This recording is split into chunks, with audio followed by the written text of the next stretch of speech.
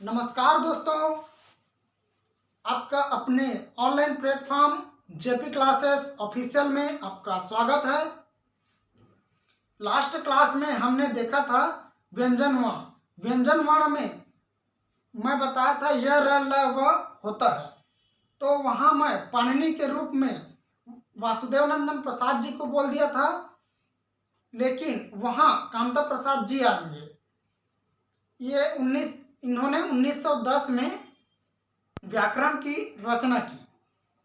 इन्होंने ही, पाणिनि ने ही अंतस्थ व्यंजन को यण कहा। ये इसलिए पाणिनि बोला जाता है इनको, क्योंकि संस्कृत व्याकरण अष्टाध्यायी के रचनाकार पाणिनि हैं। उन्हीं के तर्ज पर कामता प्रसाद गुरु को पाणिनि की संज्ञा दी गई है। वैसे छत्तीसगढ़ी में भी एक पाणिनि है, हीरालाल काव्योपाध्याय जी। पिछले क्लास में मैं छोटी सी मिस्टेक कर दिया था। प्लुत स्वर में उ का मात्रा मैं बड़ा डाल दिया था, उसमें उ का मात्रा आप छोटा ही डालना। अब आगे बढ़ते हैं। वृत्तमुखी वर्ण। वृत्तमुखी वर्ण में आता है उ, बड़ा उ, ओ, आ। उ, बड़ा उ, ओ, आ। यह जो पांचों है वो वृत्तमुखी है, लेकिन इसके बाद जो बचता है वह अवृत्तमुखी में आ जाता है। अब सहित वर्ण देखते हैं।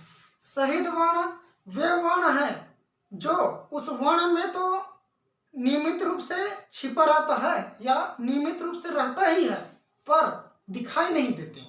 जैसे जब लिखते हैं तो ज और अ, ज आधा हो जाता है, अ पूरा हो जाता है, ब आधा हो जाता है प्लस अ पूरा हो जाता है। तो यहाँ अ छिपा रहता है, यहाँ अ छिपा हुआ रहता है, इसीलिए इन्हें सहित वर्ण कहा जाता है। अब अमानक वर्ण ऐसे वर्ण जो प्राचीन या पुराने जमाने में तो चल रहा था, लेकिन अभी वर्तमान में यह नहीं चल रहा है, या वर्तमान में इन्हें नहीं लिखा जाता। जैसे भ और ऐसे मात्रा डाल दिए तो ये हो जाता है झ। जैसे मेरा पंचायत का नाम झिरिया है, तो वहाँ पंचायत भवन में झिरिया ऐसा लिखा जाता है, ऐसा लिखा रहता है, मैं देखा हूँ। अब ये तो समझ आ गया आप लोग को। अब आगे बढ़ते हैं। अवरोही व्यंजन में आता है प, फ, ब, भ और म। प, फ, ब, भ, म ऐसे वर्ण जिनको बोलने से हवा रुक रुक कर जाती है। जैसे प, प, प, फ, ब, भ, म पूर्ण रूप से, स्वतंत्र रूप से नहीं जा रही है, इसीलिए बोलते हैं अवरोही व्यंजन। अब देखते हैं मर्मर स्वर का दूसरा रूप है या दूसरा नाम है अर्धघोष। इन्हें एडीजीओ में पूछा गया था, एडीजीओ में आया था। वैसे ही संवृत वर्ण उ, बड़ा उ, ई, बड़ा ई, उ, बड़ा उ, ई, बड़ा ई, यह है संवृत वर्ण। अब अर्ध संवृत देखते हैं। अर्ध संवृत में आता है ए, ओ। अब जो बाकी बच गए वर्ण वह आ जाएगा विवृत वर्ण में। समझ आ रहा है दोस्तों?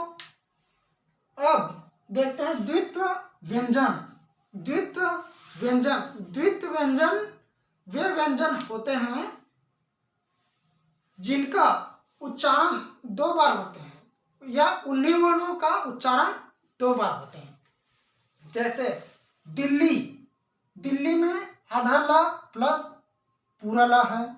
चक्का, चक्का में आधा का है और पूरा का है। वैसे ही बिल्ली में, बिल्ली में आधा ला है और पूरा ला है।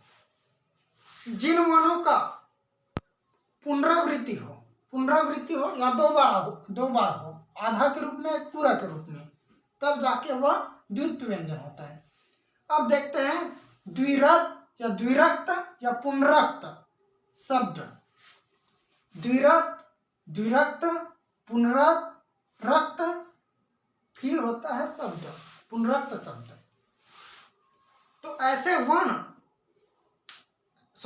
शब्द जिनका उच्चारण नियमित रूप से या लगातार रूप से 2 बार हो, लगातार रूप से 2 बार हो, ऐसे वर्ण जिनका उच्चारण 2 बार हो, ऐसे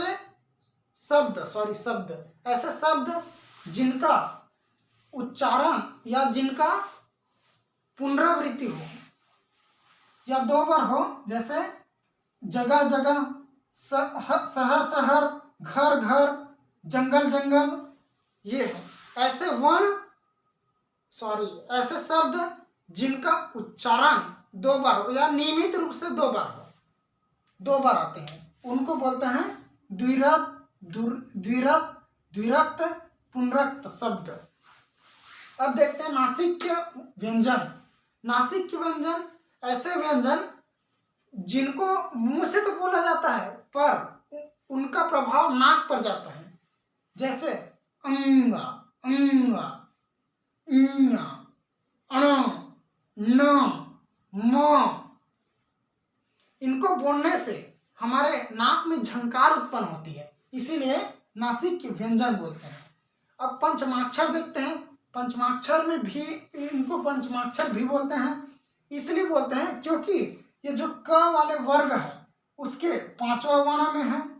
5वां, पहला, दूसरा, तीसरा, चौथा, 5वां शब्द है, इसीलिए पंचमाक्षर बोलते हैं। च, छ, ज, झ, इया, इसमें भी 5वां में है। उसी प्रकार ये अंग, इया, अण, न और म सभी 5वें स्थान पर आता है, इसीलिए बोलते हैं पंचमाक्षर। अब आता है लुंठित वर्ण। लुंठित वर्ण, लुंठित वर्ण वे वर्ण हैं जो कहा जाए तो जो घिरा हुआ, जो लपेटा हुआ रहता है। जैसे र लपेटे हुए हैं, इसीलिए इनको लुंठित वर्ण बोलते हैं।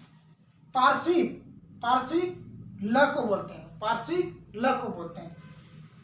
कोड बना सकते हो, पाल, पाल, पाल एक जाति होते हैं, जाति होती है पाल। स्वर यंत्री व्यंजन, स्वर यंत्री व्यंजन में आता है ह। स्वर यंत्री व्यंजन में आता है ह। इस प्रकार वर्णमाला का लास्ट भाग भी कंप्लीट होता है। यदि हमारे द्वारा पढ़ाए गए ये वर्णमाला आपको अच्छा लगे तो आप इस चैनल को लाइक कीजिए, सब्सक्राइब कीजिए तथा दोस्तों के साथ शेयर कीजिए। और मेरे को जहाँ तक लगता है आपको नए नए ज्ञान मिला होगा जो आप नहीं जानते या जान रहे होंगे, वो कम से कम आपका रिपीट तो हो रहा है, आपका एक रिवाइज तो हो रहा है। हमारे इस प्लेटफॉर्म से आप निरंतर बने रहें।